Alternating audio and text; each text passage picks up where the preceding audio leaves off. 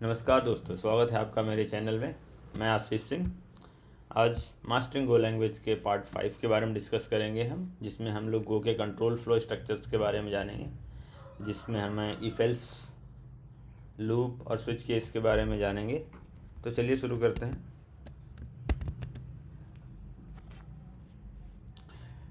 तो गो control flow में normally क्या होता है कि जब भी हमें कोई लॉजिक लिखना होता है, कोई चीज़ें लिखनी होती हैं, डिसीजन लेना होता है, डेटा को आइटरेट करना होता है, तो हमें कंट्रोल फ्लो स्ट्रक्चर्स की ज़रूरत पड़ती है, जिसमें हमें इफ़ एल्स, लूप और स्विच हेल्प करते हैं। तो फर्स्ट हम देखते हैं इफ़ एल्स क्या होता है। इफ़ एल्स क्या होता है कि जब भी आप कोई डिसीजन लेना चाहते हैं कि अगर ये हो तो क्या करना है, अगर ये हो तो क्या करना है। मतलब आपने आपके घर पे मान लो आपकी मम्मी ने आपको पैसे दिए 10 रुपये, कहे कि अगर चॉकलेट 10 रुपये की मिलेगी तो चॉकलेट लेना, अगर नहीं मिलेगी तो तुम गुड़ लेके आ जाना। तो क्या होगा, आपके पास एक कंडीशन है। आप गए दुकान पे, चॉकलेट का दाम पूछा कि चॉकलेट का प्राइस क्या है, उसने बोल दिया कि 12 रुपये है, तो कंडीशन फेल हो गई। तो आप चॉकलेट नहीं लोगे, क्या बोलोगे आप? 10 रुपये का गुड़ दे दो। सेम चीज़ ऐसे होता है, कोई भी ऐसी डिसीजन हो इसमें आपको कंडीशन अप्लाई करना पड़े, तो इफ एल्स के थ्रू हम करते हैं। तो इफ एल्स का जो सिंटेक्स है आपको दिखा देते हैं। इफ़ कीवर्ड यूज होता है, उसके बाद कंडीशन, उसके बाद ब्रैकेट लगता है, और उसमें इफ़ का जो भी काम होता है उसको लिखते हैं। एल्स इफ क्या है कि मतलब पहला कंडीशन फेल हो गया तो दूसरा कंडीशन, कि इस कंडीशन को चेक करते हैं और इस कंडीशन के अकॉर्डिंग जो होता है। और अगर सारे कंडीशन फेल हो जाते हैं तो एल्स पे आता है, और वहाँ पे वो एल्स का जो भी काम होता है वो लिखता है। अगर एग्जांपल में दिखाएं तो मान लेते हैं कि अगर हमने लिखा कि एज 18 है, हमने चेक किया कि अगर एज ग्रेटर देन और इक्वल टू 18 है तो मतलब यू कैन वोट। अगर दूसरा केस लेस देन और इक्वल टू 13 है तो यू आर अ टीनेजर, और उससे भी नीचे है तो क्या होगा, आप बच्चे हो। अगर हम सेम कंडीशंस को अब कोड को रन करके दिखाऊं आपको, तो मैंने एक कोड बना रखा है जिसका मैं आपको कमिट करके लिंक दे दूंगा गिट का। लेट से काम करते हैं हम। सबसे पहले क्या होता है, फंक्शन मेन चाहिए होता है, तो हमने एक फंक्शन मेन बना दिया। इसमें क्या किया, हमने कोड लिख दिया। ओके, अभी आप बोलोगे कि ये मेन के साथ रॉन्ग क्यों आ रहा है, क्योंकि ये सेम फोल्डर में कई सारे मेन लिखे हुए हैं, तो सेम फंक्शन में कई बार लिखा हूँ इसलिए ये आ रहा है। एक पैकेज में एक फंक्शन एक ही बार हो सकता है। ठीक है, अब इसको हम रन करेंगे तो क्या आएगा। रन करने के लिए हम यूज करते हैं गो रन मेन डॉट गो। हमारा फाइल का नाम है 05 एग्जाम्पल। हमने रन किया, क्या है, यू कैन वोट। इसको अभी मैं अगर 10 साल कर दूं तो क्या आएगा answer, you are a child. अगर यही मैं 14 साल कर दूं तो यू आर अ टीनेजर। आपने देखा, तो अकॉर्डिंग टू द डेटा जो भी कंडीशन ट्रू हो रहा है उसके हिसाब से आंसर आ रहा है। करेक्ट। तो आपको आई थिंक इफ एल्स समझ में आ गया होगा। दूसरी चीज़ लूप के बारे में आते हैं। लूप क्या होता है, जब आपको कोई काम रिपीटेडली करना हो, कई बार करना हो, बार बार करना हो, तो हम वहाँ पे लूप यूज करते हैं। मान लेते किसी ने बोल दिया कि आपको गिनती करना है, आप शुरू करिए 1 से लेकर 100 तक गिनती करना है, तो एक काम क्या है, और उसको बोलते जाना है। तो बोलना क्या है, रिपीटेटिव टास्क है, तो आप क्या करेंगे, लूप में पहले 1 बार, 2 बार, 3 बार, 4 बार ऐसे रिपीट करेंगे और लिखेंगे। तो सेम काम लूप करता है, आपका जो भी काम रिपीट करना है वो लूप करेगा। हाँ, गो लैंग्वेज में लूप एक ही है जो है फॉर लूप। इसी को हम हर तरीके से यूज करते हैं। अगर नॉर्मल स्टैंडर्ड लूप है, या जैसे सी में व्हाइल लूप होता है उसको कैसे यूज करते हैं, या किसी किसी लैंग्वेज में इनफाइनाइट लूप का कॉन्सेप्ट होता है वो कैसे यूज होगा, वो सब हम लूप के अलग अलग टाइप के सिंटेक्स से हम यूज करते हैं।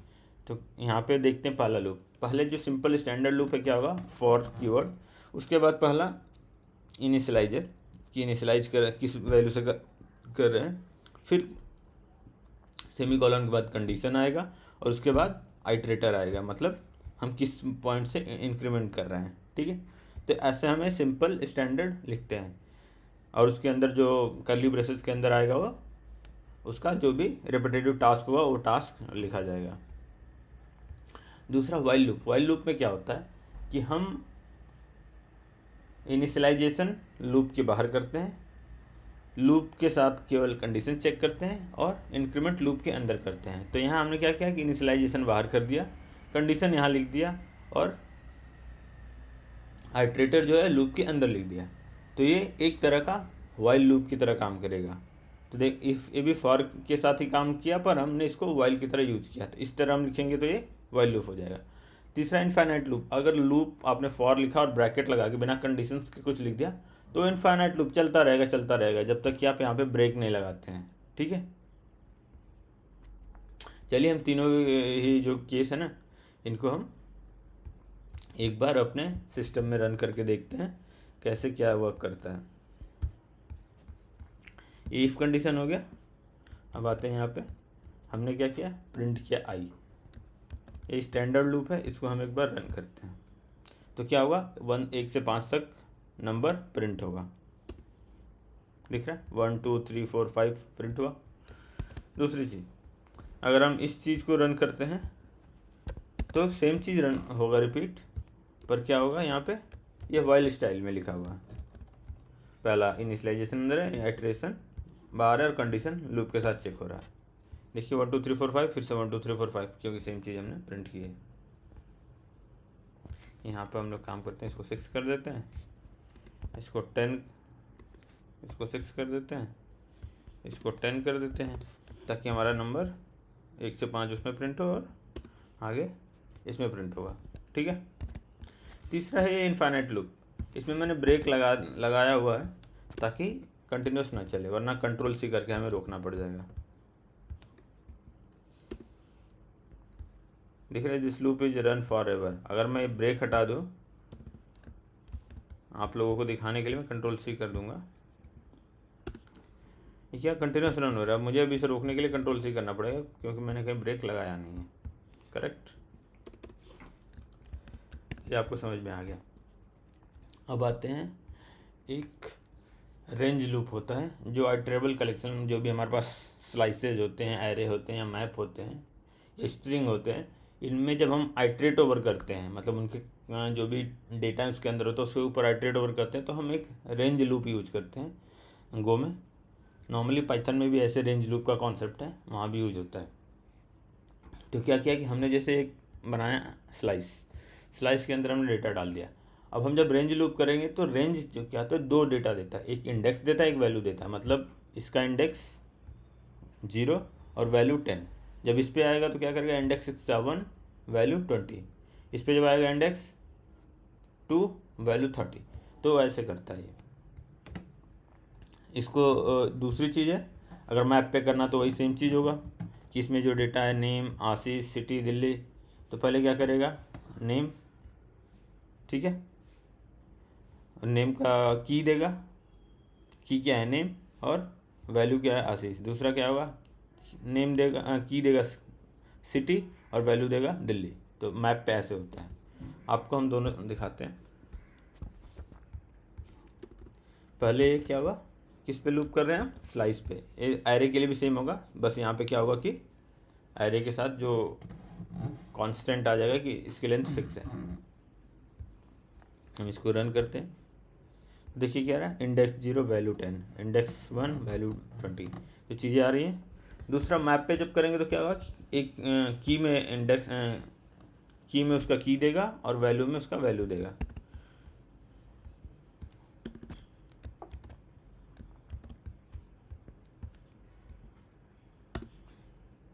हो गया, नेम आशीष, सिटी दिल्ली। अब आते हैं स्विच केस पे। जब हमारे पास अगर मान लेते हैं कि बहुत सारे कंडीशंस हैं, इफ़ एल्स के बहुत सारे कंडीशंस हैं, तो हम बहुत सारे इफ़ एल्स लिखे जा रहे हैं। वैसे केस में क्या होगा कि कोड थोड़ा अच्छा नहीं लगता है। और जब मल्टी कंडीशन लॉजिक होता है कि मतलब एक वैल्यू पे हमें बहुत सारी कंडीशंस चेक करनी है, तो हम वहाँ पे स्विच लगाते हैं। स्विच के साथ क्या होगा, स्विच लिखा, हमने वैल्यू दिया और हमने केस बाय केस लिख दिया कि ये कंडीशन, यहाँ से अगर वैल्यू मैच होगा तो ये काम करना, यहाँ से मैच होगा तो ये करना, और कुछ भी नहीं मैच होगा तो डिफ़ॉल्ट करना। ठीक है। तो यहाँ पे देखिए, अगर हमने कर दिया जैसे डे मंडे है, हमने स्विच में डे लगा दिया। अब लगा दें कि डे के साथ मैच कर सकते हैं कि मंडे होगा तो day start of the week होगा, फ्राइडे होगा तो ऑलमोस्ट द वीकेंड, और कुछ भी नहीं होगा तो मिड वीक होगा, ठीक है। तो इस चीज़ों को हम कर सकते हैं। जैसे फिर दूसरा एक केस है विदाउट एक्सप्रेशन। यहाँ पे क्या किया हमने, स्कोर डाल दिया और हमने यहाँ पे कोई कंडीशंस नहीं दिया। तो क्या करेगा कि स्कोर जहाँ से जिससे भी मैच होगा, जिस भी केस से, वहाँ पे वो रन होगा। तो मैं आपको दोनों एग्जांपल दिखाता हूँ।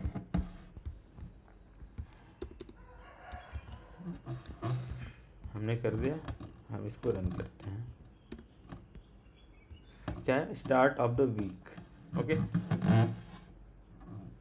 अगर डे मंडे है तो क्या आएगा, start of the week, correct. अगर हम इसको डाल दें कि आज सैटरडे है तो क्या आना चाहिए, मिडवे ग्रांड, क्योंकि हमने केवल लॉजिक इस पे लगाया हुआ है, सैटरडे संडे पे नहीं लगाया हुआ, करेक्ट। दूसरी चीज़, विदाउट एक्सप्रेशन, मतलब हमने यहाँ पे कोई एक्सप्रेशन या लॉजिक कंडीशंस नहीं दिया, हम केवल डेटा दे रहे हैं और अंदर मैच कर रहे हैं केस में। तो इसको भी हम ऐसे लिखते हैं, यहाँ दिख रहा है ग्रेड बी, ओके। तो चीज़ें हो गई। तो मुझे लगता है कि हमने तीनों चीज़ें देख ली हैं, इफ एल्स, लूप और स्विच केस। आपको अगर प्रैक्टिस करना हो तो क्या करना है, कोई नंबर लीजिए, इफ एल्स में लगाइए कि वो नंबर पॉजिटिव है, नेगेटिव है या जीरो है, काउंट करिए नंबर जो कि 1 से अप टू जिस भी नंबर तक आप चाहते हैं उसको काउंट करिए। स्विच केस के साथ कोई प्रिंट मैसेज लगाइए, कोई रेंज के बेस्ड ऑन रेंज लगाइए, सारी चीज़ें कर सकते हैं। तो हमने सारी चीज़ें डिस्कस की, मुझे लगता है आपको बना। मैं ये काम करता हूँ, कोड को कमिट कर देता हूँ ताकि आपको एक कोड मिल जाए।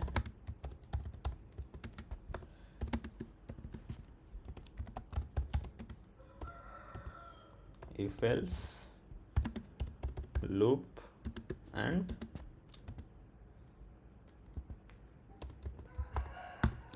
तो मैं इसका लिंक आपको दे दूंगा, आप लोगों को ये चीज़ें मिल जाएंगी, ओके। तो हमने ये सब सीखा। मैं होप आप लोगों को वीडियो पसंद आया होगा। अगर आपको कोई भी डाउट हो तो आप कमेंट सेक्शन में मैसेज करिएगा, मैं आपको रिप्लाई दूंगा। अगर आपको वीडियो अच्छा लगा तो लाइक करिए, शेयर करिए और चैनल को सब्सक्राइब करिए। Thank you.